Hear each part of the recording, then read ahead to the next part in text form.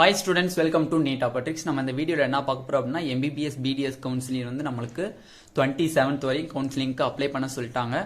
கவுன்சிலிங்ல நமக்கு சீட் கிடைச்சிச்சு, ஏதாச்சும் ஒரு கவர்மெண்ட் காலேஜ் ஆச்சு, ஏதாச்சும் ஒரு செல்ஃப் ஃபினான்சிங் காலேஜ்ல நமக்கு சீட் கிடைச்சிச்சு அப்படின்னா என்னென்ன டாக்குமெண்ட்ஸை நம்ம வந்து அலாட் ஆன காலேஜுக்கு கொண்டு போய் சர்டிஃபிகேட் வெரிஃபிகேஷன் கம்ப்ளீட் பண்ணி நம்ம காலேஜில் அட்மிஷன் போகிறது அப்படிங்கிறது இப்போ நம்ம டீட்டெயில்டாக பார்க்க போகிறோம். வாங்க வீடியோக்குள்ளே போகிறதுக்கு முன்னாடி நம்மளோட நீட் ஆப்டிக்ஸ் சேனலை சப்ஸ்கிரைப் பண்ணிக்கோங்க, கூடவே இருக்கக்கூடிய பெல் பட்டனை கிளிக் பண்ணிக்கோங்க. அப்போ தான் நம்ம போடக்கூடிய வீடியோ உங்களுக்கு நோட்டிஃபிகேஷன் ஆகும். வாங்க வீடியோக்குள்ளே போகலாம். ஃபர்ஸ்ட் ஆஃப் ஆல் நமக்கு MBBS ஆர் BDS கவுன்சிலிங் வந்து நமக்கு 27th வரை எக்ஸ்டெண்ட் பண்ணி போயிட்டு இருக்கு. 7.5% ஸ்டூடெண்ட்ஸ்க்கு ஸ்பெஷல் கேட்டகரிக்கும் வந்து நம்மளுக்கு கவுன்சிலிங் முடிஞ்சு. நான் எக்கச்சக்கமான ஸ்டூடெண்ட்ஸ் என்ன பண்ணுறாங்க அப்படின்னா கேட்குறாங்க அப்படின்னா 7.5% ஸ்டூடெண்ட்ஸ் ஸ்பெஷல் கேட்டகரி ஸ்டூடெண்ட்ஸ் என்ன டாக்குமெண்ட்னு நம்ம கொண்டு போகிறது, என்ன டாக்குமெண்ட்ஸாக கொண்டு போகிறது, பேரண்ட் சர்டிஃபிகேட் என்னன்னா நம்ம கொண்டு போகணும். பிளஸ் 92.5% வரக்கூடிய எக்கச்சக்கமான ஸ்டூடெண்ட்ஸ் வாட்ஸ்அப்ல மெசேஜ் பண்ணிருக்காங்க, கமெண்ட் செக்ஷன்லயும் மெசேஜ் பண்ணிருக்காங்க. இதுக்குன்னு தனி வீடியோ, டாக்குமெண்ட் ரெக்குவயர்மெண்ட்க்கு தனி வீடியோ நீங்க போஸ்ட் பண்ணுங்கன்னு அப்படிங்கறத சொன்னீங்க. அதுதான் நம்ம இப்ப பார்க்க போறோம். ஃபர்ஸ்ட் ஆஃப் ஆல் நம்மளுக்கு வந்து அலாட்மெண்ட் காலேஜ் நடக்குது, கவுன்சிலிங் நடக்குது. நமக்கு 29 வந்து நம்மளுக்கு ரிசல்ட் ரிலீஸ் ஆகுது. அந்த ரிலீஸ் ஆன ரிசல்ட்ல நம்மளுக்கு எந்த கவர்மெண்ட் காலேஜாச்சும் இல்ல ஏதாச்சும் செல்ஃப் ஃபினான்சிங் பிரைவேட் காலேஜ்னாச்சும் நமக்கு கிடைச்சிச்சு அப்படின்னா அந்த அலாட் ஆன காலேஜ்ல நம்ம போய் என்னென்ன பண்ணணும் அப்படிங்கறத இப்ப பார்க்க போறோம். ஃபர்ஸ்ட் என்னென்ன டாக்குமெண்ட் நம்ம கொண்டு போய் சர்டிஃபிகேட் வெரிஃபிகேஷன் நம்ம பண்ணணும், certificate verification, original certificate verification நம்ம எப்படி பண்ணணும் அப்படிங்கறத நம்ம இப்ப டீடைலா பார்க்கணும். ஃபர்ஸ்ட் ஆஃப் ஆல் நம்ம 10th சர்டிஃபிகேட் எடுத்துக்கணும். 10th certificate original certificate plus 4 or 5 copies of xerox. 4 ல இருந்து 5 காப்பி xerox எடுத்துக்கோங்க. plus 10th certificate original mark sheet எடுத்துக்கோங்க. 11th certificate original mark sheet plus 5 or 4 or 5 xerox copy எடுத்துக்கோங்க. 12th original mark sheet எடுத்துக்கோங்க. இல்ல 4ல இருந்து 5 xerox copy எடுத்துக்கோங்க. 4th பாத்தீங்க அப்படின்னா Neet 2021 அட்மிட் கார்டு. இந்த அட்மிட் கார்டை கிட்டத்தட்ட ஒரு 7ல இருந்து 8 அட்மிட் கார்டு போட்டு வச்சுக்கோங்க. 7ல இருந்து 8 அட்மிட் கார்டு போட்டு வச்சுக்கோங்க. எதுக்கும் அது வந்து வேஸ்டா பண்ணாலும் போட்டும், பட் நமக்கு MBBS கவுன்சிலிங் தான் முக்கியம். ஓகேவா? அந்த நிமிஷத்துல நமக்கு இல்லைன்னு இருக்கக்கூடாது. ஓகேவா? 7 or 8 அட்மிட் கார்டு போட்டு வச்சுக்கோங்க. நெக்ஸ்ட் Neet 2021 ஸ்கோர் கார்டு போட்டு வச்சுக்கோங்க. நீங்க வந்து மார்க் வாங்குனீங்க தெரியுமா, நீங்க வந்து எக்ஸாமுக்கு 505 வாங்கிருக்கீங்க அப்படின்னா 505 ஸ்கோர் கார்டுன்னு இருக்கும். ஓகேவா? நீட்ல இருந்து ரிலீஸ் பண்ணிப்பாங்க. அந்த ஸ்கோர் கார்டை வந்து ஒரு 5 ஜெராக்ஸ் போட்டுக்கோங்க. 5 ஜெராக்ஸ் போட்டுக்கோங்க. Next DC. டிசின்னு பார்க்கும்போது 12th டிசி.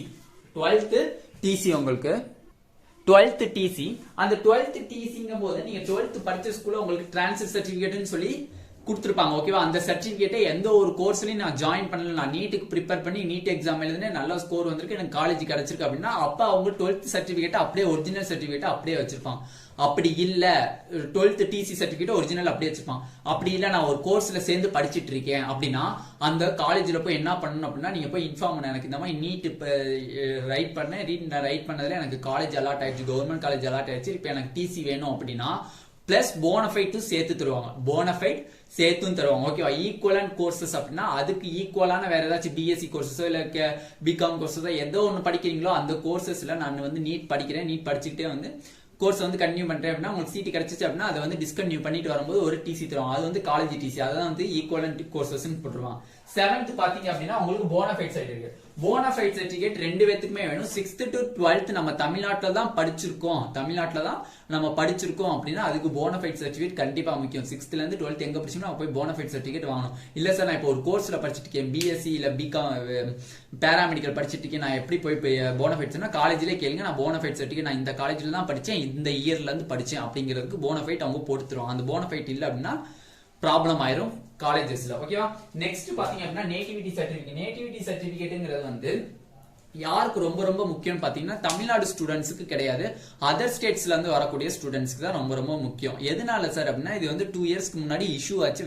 வேற ஒரு ஸ்டேட்ஸ்கார பையன் வந்து நம்ம இதுல கவுன்சிலிங்ல ஜாயின் பண்ணது நம்மளுக்கு வந்து ராங்கா வந்து ஜாயின் பண்ணிட்டார். ஓகேவா? அதனால வந்து அப்ப இருந்து நம்மளுக்கு நேட்டிவிட்டி சர்டிபிகேட் கேட்கறாங்க. பட் நான் வந்து தமிழ்நாடு ஸ்டூடெண்ட்ஸ் அதர் ஸ்டூடெண்ட்ஸ் பிரிக்கல, எல்லா ஸ்டூடெண்ட்ஸுமே அவங்க நேட்டிவிட்டி சர்டிபிகேட்டை வச்சுக்கோங்க. நம்மளோட நேட்டிவிட்டி வந்து தமிழ்நாடு தான், தமிழ்நாட்டில் தான் இருக்கும் அப்படிங்கிற நேட்டிவிட்டி சர்டிபிகேட்டை நீங்க கண்டிப்பா வச்சுக்கோங்க. ஓகேவா? நெக்ஸ்ட் பாத்தீங்க அப்படின்னா பெர்மனன்ட் கம்யூனிட்டி சர்டிபிகேட். நீங்க வந்து நான் வந்து ஓபன் கேட்டகரியில போகாம நான் கம்யூனிட்டி வைஸ் கேட்டகரியில போறேன், நான் கம்யூனிட்டி வைஸ் நான் போறேன், நான் பிசி ஸ்டூடெண்ட்ஸா இருக்கேன், நான் பிசி கம்யூனிட்டில நான் போய்க்கிறேன், இல்ல பிசிஎம் ஸ்டூடெண்டா இருக்கேன், பிசிஎம் கம்யூனிட்டில நான் போய்க்கிறேன் அப்படின்னா அவங்களுக்கு கம்யூனிட்டி சர்டிபிகேட் வேணும். சரி, ஓபன் கேட்டகரியா இருந்தா அவங்களுக்கு கம்யூனிட்டி சர்டிபிகேட் வேணுமான்னு கேட்டீங்கன்னா கம்யூனிட்டி சர்டிபிகேட் தேவை கிடையாது, அவங்களுக்கு கம்யூனிட்டி சர்டிபிகேட் தேவை கிடையாது. நெக்ஸ்ட் 10th பாத்தீங்க அப்படின்னா 7.5% ஸ்டூடெண்ட்ஸ். இது வந்து 7.5% ஸ்டூடெண்ட்ஸ்க்கு மட்டும் உள்ள ஒரு சர்டிபிகேட். என்ன சார் சர்டிபிகேட்னா உங்களுக்கு எல்லாத்துக்கும் தெரிஞ்சுக்கோ, bonafide certificate with CEO certificate. இந்த போனஃபைட் சர்டிபிகேட் வந்து நான் 7.5% ஸ்டூடெண்ட்ஸ் தான், நான் வந்து கவர்மெண்ட் ஸ்கூல்ல தான் படிச்சேன் அப்படிங்கறதுக்குரிய ப்ரூஃப். பட் ஸ்கூல்ல தரக்கூடிய போனஃபைட் சர்டிபிகேட் அது வேற, நான் அவன் வந்து இங்க தான் படிச்சான், அந்த பையன் வந்து 6ஆல இருந்து 12th இங்க தான் படிச்சான் அப்படிங்கிற ப்ரூஃப். பட் 7.5% ஸ்டூடெண்ட்ஸ் பாத்தீங்கன்னா போனஃபைட் சர்டிபிகேட் வித் சிஇஓ சிக்னேச்சர்ல இருக்கணும். ஓகேவா, சிஇஓ சிக்னேச்சர்ல இருக்கிற மாதிரி போனஃபைட் சர்டிபிகேட் நம்ம 7.5% கொண்டு போனோம்.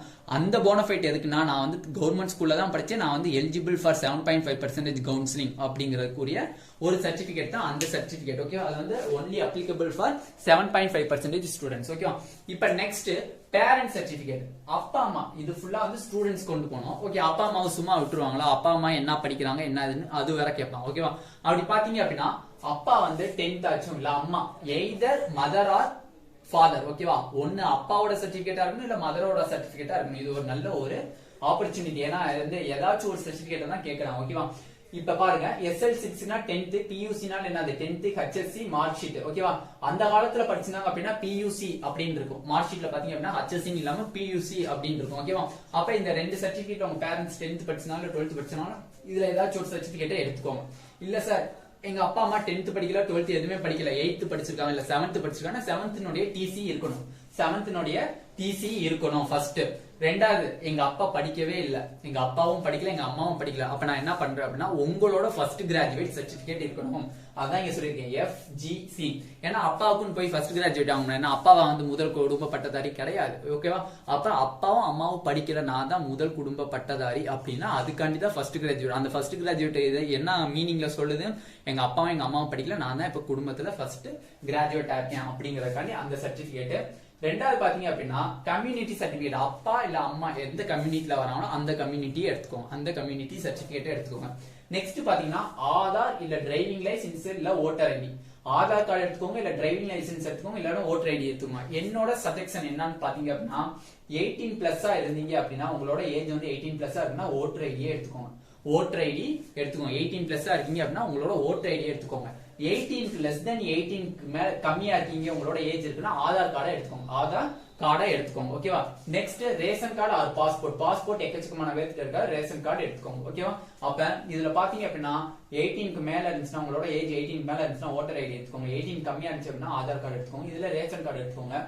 FGCங்கிறது என்னன்னா ஃபர்ஸ்ட் கிராஜுவேட் சர்டிபிகேட். எந்த பேரண்ட்ஸ் நான் படிக்கல அப்படிங்கிறாங்களோ அவங்களுக்கு ஸ்டூடெண்ட்ஸ் மூலமா ஸ்டூடெண்ட்ஸோட ஃபர்ஸ்ட் கிராஜுவேட் அப்ளிகபிள் ஆகும். ஓகேவா, இந்த சர்டிபிகேட்ஸ் தான் பேரண்ட்ஸ் அண்ட் ஸ்டூடெண்ட் சர்டிபிகேட்ஸ் தான் வந்து நம்ம எங்க எடுத்துட்டு போனோம், கவர்மெண்ட் காலேஜஸ் இல்ல நம்மளுக்கு செல்ஃப் பினான்சிங்ல காலேஜ் அலாட் ஆயிருந்தா மட்டும்தான் இந்த சர்டிபிகேட் வெரிஃபிகேஷனுக்கு நம்ம இதெல்லாம் எடுத்துட்டு போகணும். காலேஜுக்கே டைரக்டா போகணும். ஏன்னா உங்களுக்கு வந்து தனியா ஒரு சென்டர்லாம் வந்து உங்களுக்கு சொல்ல மாட்டேன்னு சொல்லிட்டாங்க. எந்த காலேஜ்ல உங்களுக்கு அலாட் ஆகுதோ அதே காலேஜ்ல உங்களுக்கு சர்டிபிகேட் வெரிஃபிகேஷன் முடிஞ்சு அங்கே அட்மிஷன் முடிஞ்சிரும் அப்படிங்கிற ஒரு இன்ஃபர்மேஷனை நம்மளுக்கு டிஎன் மெடிக்கல் செலெக்ஷன் ரிவைஸ்டு இன்ஸ்ட்ரக்ஷனா நம்மளுக்கு சொல்லிட்டாங்க. ஓகேவா, இப்ப நெக்ஸ்ட் இன்னும் எக்ஸ்ட்ரா ரெக்குயர்மெண்டா என்ன வேணும் அப்படின்னு பாத்தீங்க அப்படின்னா உங்களுக்கு இன்கம் சர்டிபிகேட். இன்கம் சர்டிபிகேட் யாருக்கு வேணும் அப்படின்னு கேட்டீங்கன்னா நீங்க வந்து கன்செஷன் ஃபீஸ் உங்களுக்கு வந்து ஃபீஸ் கன்செஷன் ஃபீ பண்ணணும் அப்படின்னா உங்களுக்கு வந்து என்னால ஃபீஸ் கட்ட முடியல அப்படின்னா SC SCA ST இந்த 3 பேத்துக்கு மட்டும் தான் இந்த இன்கம் சர்டிபிகேட் பொருந்தும். அப்ப மத்த கேட்டகரிஸ்ல வரவங்க எல்லாம் எடுத்துக்க தேவையில்லை அப்படின்னா எடுத்து வச்சுக்கலாம். ஓகேவா, ஒரு சேஃப்டி தான். ஒவ்வொரு காலேஜ்லயும் எப்படி நம்மளுக்கு ஃபாலோ பண்றாங்கன்னு தெரியாது. ஓகேவா, எல்லா காலேஜ்லயும் காமனா ஃபாலோ பண்ண மாட்டான். சில நேரம் நம்மளை மடக்கிறதுக்காண்டியே நம்மளுக்கு வந்து இன்கம் சர்டிபிகேட் இன்கம் சர்டிபிகேட் தான் அது தான் இது தான் அப்படின்னு கொடுப்பாங்க. ஆனால் நான் சும்மா சேஃப்டிக்கு இன்கம் சர்டிபிகேட் உள்ளுக்குள்ள வச்சுக்கணும். பட் மெயினா யாருக்குன்னு பாத்தீங்கன்னா SC SCA ST இந்த 3 பேத்துக்கு மட்டும் தான் இந்த income certificate. Less than 2.5 lakhs இல்ல 2 lakhs கம்மியா இருந்துச்சு அப்படின்னா தான் இந்த இன்கம் சர்டிபிகேட்டை வச்சு நம்ம வச்சு கன்செஷன் ஃபீ வாங்க முடியும் இந்த 3 கேட்டகரிக்கு. நெக்ஸ்ட் பாத்தீங்க அப்படின்னா ஃபர்ஸ்ட் கிராஜுவேட் யார் வந்து குடும்பத்துல முதல் பட்டதாரி, அப்பாவும் படிக்கல அம்மாவும் படிக்கல அப்படின்னா அந்த வரக்கூடிய முதல் பையன் வந்து ஃபர்ஸ்ட் கிராஜுவேட்டா இருப்பான். இன்னும் நிறைய பேர் கேட்கக்கூடியது பாத்தீங்க அப்படின்னா மொத்தம் வந்து அப்பா அம்மா இருக்காங்க, 2 பிள்ளைங்க இருக்காங்க. அதுல ஃபர்ஸ்ட் பையன் ஏதோ BSc BCom படிச்சுட்டாப்ல. பட் செகண்ட் பையன் வந்து இப்ப மெடிக்கல் MBBS சீட் கிடைச்சிருக்கு, நான் இப்ப போய் ஃபர்ஸ்ட் கிராஜுவேட்ல போலாமான்னா போக கூடாது. எதனால அப்படின்னு கேட்டீங்கன்னா ஃபர்ஸ்ட் பையன் உங்களோட அண்ணனோ இல்ல அக்காவோ வந்து ஃபர்ஸ்ட் கிராஜுவேட் ஏற்கனவே அப்ளிகபிள் ஆயிட்டாங்க. அவங்க சர்டிபிகேட்டே வாங்கலைனாலும் அவங்க வந்து BScன்னு ஒரு கிராஜுவேட்ல இருக்காங்க. ஓகேவா, BScங்கிற ஒரு கிராஜுவேட்ல இல்ல சார் நான் தான் இப்ப வீட்டுக்கு தலை பையன், நான் வந்து எங்க அப்பா அம்மா யாருமே படிக்கல, அப்ப அப்போ நீ தான் ஃபர்ஸ்ட் கிராஜுவேட் அப்ளிகபிள். ஓகேவா? நீ வாங்கலை அப்படின்னா உன் சிஸ்டருக்கும் நீ வாங்க முடியாது. ஏன்னா நீ வந்து கிராஜுவேட்டுக்குள்ளே போயிருவீங்க. அப்போ உங்கள் சிஸ்டர்னாலேயோ இல்லை உங்கள் பிரதர்ஸ்னாலேயோ வாங்க முடியாது. ஓகேவா? அந்த ஃபர்ஸ்ட் கிராஜுவேட் சர்டிஃபிகேட் யார் யார்கிட்ட இருக்கோ அவங்க எடுத்துக்கலாம். ஓகேவா? Next eligibility certificate. Eligibility certificate யாருக்குன்னு பார்த்தீங்கன்னா அதர் போர்டு ஸ்டூடெண்ட்ஸ், சிபிஎஸ்இ, அதுக்கப்புறம் என்னென்னமோ இன்டர்நேஷனல் போர்டுலாம் சொல்கிறாங்க, அந்த இதில் படிச்சிருந்தீங்க அப்படின்னா அவங்களுக்கு எலிஜிபிலிட்டி சர்டிஃபிகேட் வேணும். அந்த எலிஜிபிலிட்டி சர்டிஃபிகேட் யார் தருவாங்க அப்படின்னு பார்த்தீங்க அப்படின்னா டாக்டர் எம்ஜிஆர் யூனிவர்சிட்டிலேருந்து இஸ்யூ பண்ணுவாங்க நம்மளுக்கு. ஓகேவா? நம்மளால் டேரெக்டாலாம் வாங்க முடியாது. ஓகேவா? இதுதான் வந்து நம்ம காலேஜுக்கு கொண்டு போகக்கூடிய டாக்குமெண்ட்ஸ் ரெக்குவயர்மெண்ட்ஸ். எக்கச்சக்கமான ஸ்டூடெண்ட்ஸ் கமெண்ட் செக்ஷனில் போட்டுருந்தீங்க. அதை தான் எஸ்டர்டேவே போடலாம்னு நினச்சேன். பட் நான் கொஞ்சம் ஊரில் இருந்தனால என்னால் போட முடியல. ஓகேவா? இந்த வீடியோ உங்களுக்கு பிடிச்சிருந்தா நம்மளோட நீட் ஆப்பர்டிக் சேனலை சப்ஸ்கிரைப் பண்ணிக்கோங்க. கூடவே இருக்கக்கூடிய பெல் பட்டனை கிளிக் பண்ணிக்கோங்க. அப்போ தான் நம்ம போடக்கூடிய வீடியோ உங்களுக்கு நோட்டிஃபிகேஷன் ஆகும். Thank you students.